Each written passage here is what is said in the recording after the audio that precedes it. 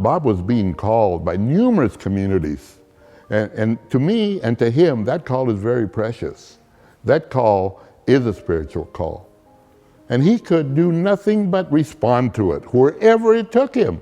There's no way he was going to be sitting in a little church somewhere with the reality of what was happening in Selma or in Memphis, Chicago, Delano, wherever he was called to. There's no way that he was not going to be there.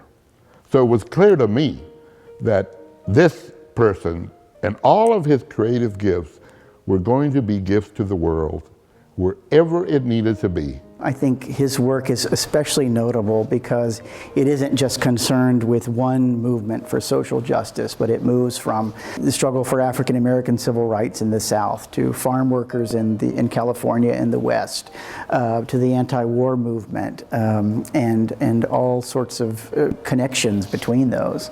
Depicting these movements for social change through the rank and file, through individuals, the people that actually marched and worked for voter registration or taught literacy. I think he would be most proud that he depicted them as agents for change.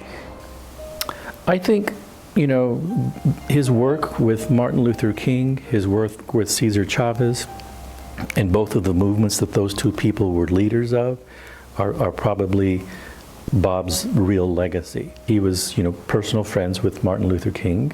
He was personal friends with Cesar Chavez. He was personal friends with Dolores Huerta. He was personal friends with all of the other leaders of both of those movements. And I think that personalization is important to Bob. And I think that Bob also became quite friendly with, important to, the regular people who the leaders were fighting for. And so Bob was able to mix and match a relationship with leaders and with people who were the rank and file members. Well, as I said, I think his main commitment is that he's not simply a good photographer. He's a person who uses his skill for the benefit of humanity.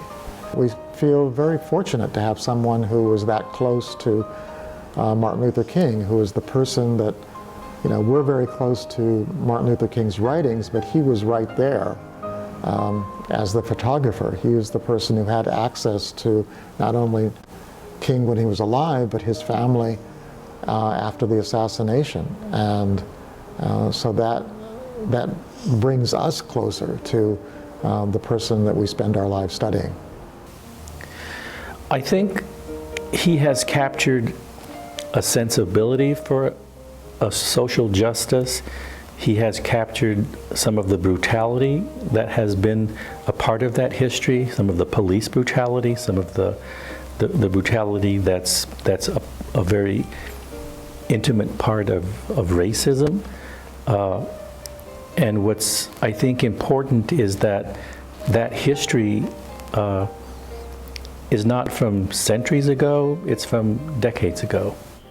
The importance of this work is that it sits before us as reminders of the work that our foreparents have done in this struggle for justice and this struggle for freedom. And it's demonstrated in such a visual and concrete documentation that we will never forget what that has meant. And even now, as we struggle with the new reality of our times, we can look back and see how that has been a foundation for the work that we're doing now. Very important work, very important work.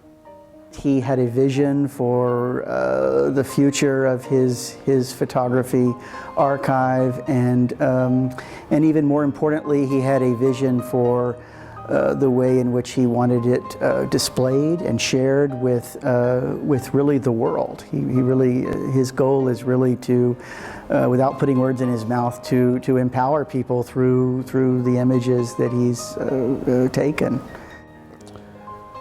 Robert, none of us who have viewed your photography over the years, none of us have remained the same, because you have touched us to our core, and you have changed us in that reality.